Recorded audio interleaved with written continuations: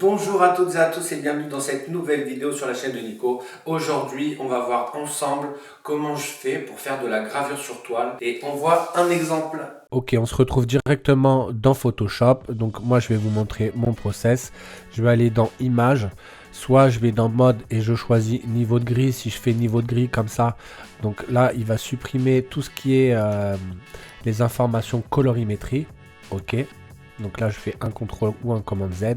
Moi, je préfère passer comme ça, soit directement en noir et blanc. Et en fait, comme ça, le noir et blanc, ça me permet de jouer. On sait que le gorille, il est bleu. Et ben, je vais jouer avec les bleus. Le but étant de ne pas cramer pour ne pas perdre tous les détails donc, du gorille sur ses poils, par exemple. Voilà. On va jouer aussi sur les rouges. Les rouges, ça va être l'armure. On va le voir de suite, je vais pousser le bouchon et on voit que ici on est trop cramé, donc il faut faire attention à ces valeurs là. Si je vais à l'inverse, on est trop sombre, donc il faut trouver le juste milieu. Le vert, c'est ce qui va être sur l'arrière-plan.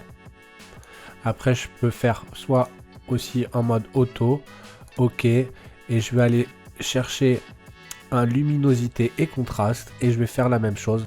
Je vais pousser le bouchon. Quand vous savez pas à quoi ça sert, vous poussez aux extrêmes et après vous réglez comme ça. Et après c'est à la sensibilité de chacun. Je peux très bien aussi lui demander de le faire automatiquement. Et est-ce que ça vous va ou pas? On peut après, même si on peut toujours rebouger les curseurs après. Je fais OK, admettons ça me va. Du coup, je fais un fichier enregistrer sous ou alors je fais directement une exportation rapide au format PNG. Et après, il restera tout simplement à le mettre dans Lightburn. Alors, la deuxième méthode, c'est... Alors ici, j'ouvre Lightburn.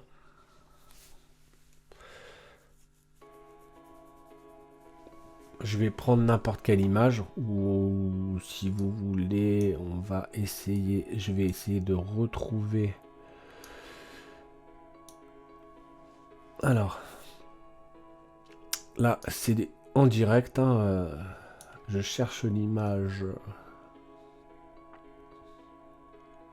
On va finir le gorille déjà. Voilà, le gorille, je le mets dans Lightburn. Ici, bon, là, on peut voir que mon image, elle est bien plus grande que la surface de mon laser, mais en l'occurrence, c'est pas bien dramatique. De toute façon, c'est pas le sujet et c'est pas cette graveuse que je vais utiliser, donc c'est normal. C'est pas le bon profil, on va dire. Donc là, ici, je vais faire un clic droit et je vais faire ajuster l'image. Donc déjà, ce qui est important aussi, c'est les DPI. Donc là, on a 317.5, je vais mettre 318. Hop. Après ça, c'est les 317,5, c'est Lightburn qui les met comme ça, mais moi je mets 318 parce que en fait c'est adapté à mon point de laser. Ici, donc je pourrais très bien rejouer sur le contraste, la luminosité, mais comme je l'ai fait dans Photoshop, franchement il n'y a pas besoin de le faire. Les seules choses que je fais donc dans Lightburn quand je suis passé déjà par Photoshop, je vais juste améliorer le rayon et le montant de l'amélioration. Je le passe à 20, ici à 100. Vous pouvez très bien ici jouer aussi avec les gammas, mais je le redis, pas besoin parce que je l'ai fait dans Photoshop. Ici, inverser l'image en fait. Donc quand on voit cette image, on se dit ouais, c'est bizarre, est-ce que ça va être comme ça? Non, ça va pas être comme ça, le résultat final.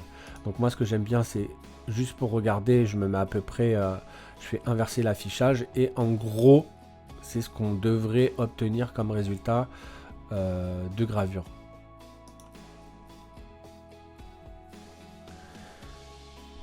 Donc ça, c'est les modifications que je fais. Je vais faire OK. Et après, j'ai juste à mettre, donc à jouer sur la vitesse et la puissance. Et je lance ma gravure. Ici, pour du 30 par 40, il y en a bien pour un petit moment hein, quand même, parce que je crois sur du 25 par 25, ça me prend, je dirais, 2h30, 3h à peu près. Donc sur du 30 par 40, je sais plus exactement que ça m'avait pris, quel temps ça avait pris. Donc du coup, maintenant, je vais essayer de retrouver cette même image en la passant directement.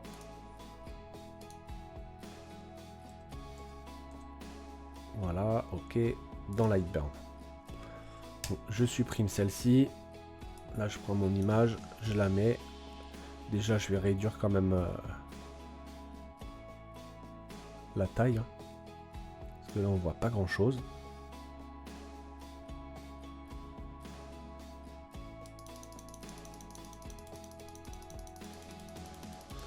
Ok. Donc, on a vu que directement, quand j'ai mis mon image, donc qui était elle en couleur, là, si je la reprends, je la refais glisser. Elle passe de la couleur en noir et blanc sans l'avoir traité. Donc vous allez me dire, ouais, pourquoi tu passes dans Photoshop? Ben, parce que on a besoin de régler tout ce qui est les niveaux pour avoir le meilleur résultat. Maintenant, si vous n'avez pas Photoshop ou un autre comment dire, un autre logiciel pour ça, vous pouvez le faire directement dans Lightburn, et c'est ce qu'on va faire. Je sélectionne ma photo, je fais un clic droit et je vais faire ajuster l'image. Et maintenant, je vais ajuster les contrastes et la luminosité, pardon. Et du coup, en fait, je peux jouer avec les curseurs, mais je trouve que c'est vraiment pas très pratique.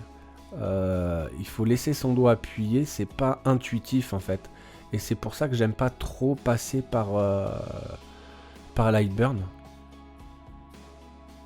Après, je peux très bien faire comme ça pour me rendre un peu plus compte, on va dire.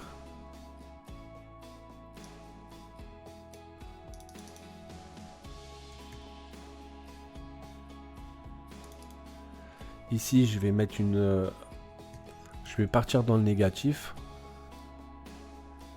Donc, je peux jouer avec le curseur, mais franchement, c'est un peu pénible avec le curseur. Après, vous avez les flèches, mais c'est pareil, c'est super long. Ou alors, vous mettez une valeur.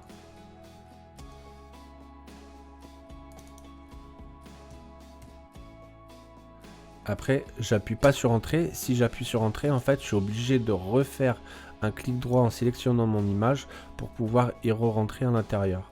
Et ici, je mets toujours mes 20 et mes 100.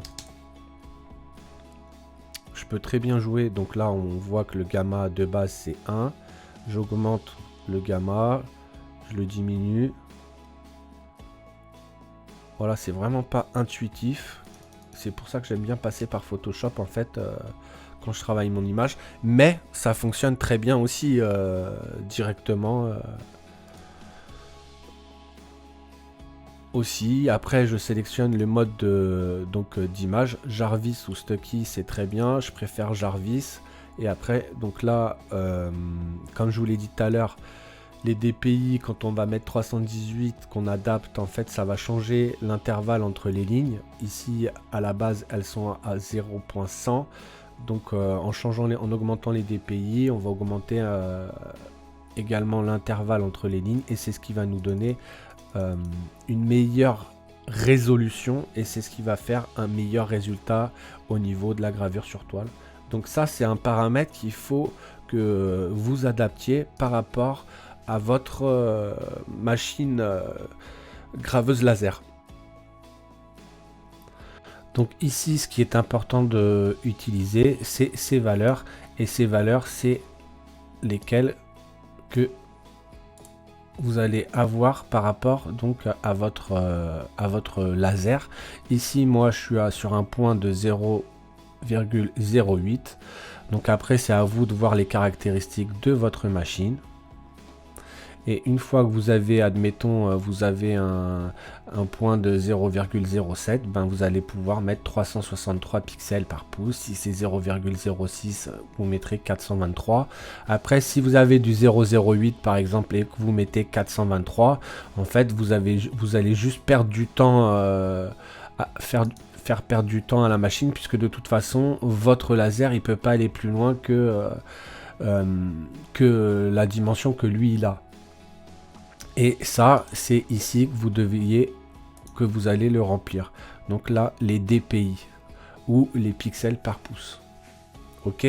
C'est très important pour avoir le meilleur résultat. Alors, on se retrouve donc sur le multigénérateur en ligne. Alors, il y a du français, vous choisissez votre langue, le choix du logiciel, Lightburn, laser GRBL. En fait, quand vous allez faire donc votre fichier, quand le choix du logiciel est fait, ça va vous sortir donc soit pour le loader directement dans laser GRBL ou directement dans Lightburn. Choix de la machine, la vitesse. Et puis donc ici, ce qui nous intéresse, c'est ça, le choix du générateur. Là, en l'occurrence, pour les tableaux, on peut regarder donc avec les DPI. Après, on peut très bien normalement changer les réglages. Ici, on a la vitesse et on a la puissance. Donc, on lui demande une puissance minimum avec une puissance maximale, un surbalayage ou pas, un angle de balayage. Et ça, en fait, ça va vous aider à constituer en fait les meilleurs réglages pour faire justement vos tableaux, vos gravures sur toile. Après, vous avez exactement la même chose. Si vous avez besoin de faire des coupes pour trouver donc la bonne vitesse et la bonne puissance. Donc ça, c'est vraiment un site, mettez-le de côté aussi. Si vous avez besoin de grilles de placement, pareil, vous pouvez faire des grilles de placement. Après, vous allez dans les paramètres et vous changez, vous adaptez par rapport à la taille de votre machine. On a la profondeur, on a ici le kerf, donc ça c'est pour les emboîtements. Donc la coupe, le DPI, l'accélération.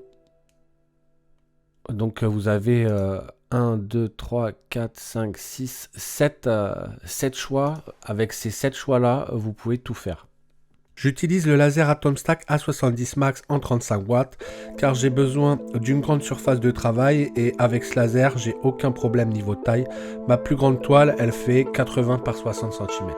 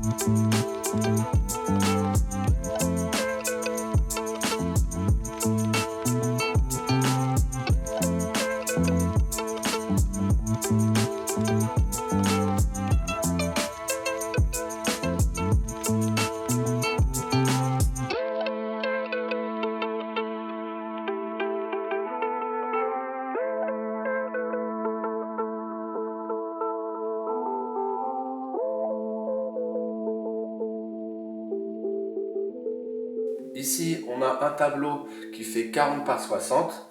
Donc ça a été gravé en noir et blanc. Et pour détacher le premier plan, ici, ce qui a été fait, tout ça, ça a été peint à l'encre de Chine. Et on a un résultat, comme vous pouvez le voir, franchement, il est juste magnifique. Ici, on est sur une toile qui fait 60 par 80. Niveau hauteur, on est au maximum sur la Atom Stack A70 Max. Donc c'est été gravé avec cette graveuse laser. Et ici, on a pris parti de faire toute la peinture une fois la gravure. Et toujours pareil, avec de l'encre de Chine, de plusieurs couleurs. Et on a un résultat, c'est une dinguerie. On arrive à la fin de cette vidéo. Vous avez vu avec une graveuse laser d'étoiles, on peut faire vraiment des dingueries, que ça soit du noir, du blanc, du noir, de la couleur, et encore après, même aller plus loin avec de l'encre de Chine, comme les exemples que je vous ai montrés ou qui se trouvent derrière moi. Franchement, on fait vraiment des dingueries. Là, on a la chance de pouvoir le faire en plus sur quelque chose qui est assez grand, max en 80, donc c'est le top. Si vous avez des questions, n'hésitez pas, j'y répondrai toujours avec plaisir. J'espère que toutes ces astuces vous ont plu. Si vous avez des questions, j'y répondrai toujours avec plaisir. Et je vous dis à très bientôt pour une prochaine vidéo. Ciao!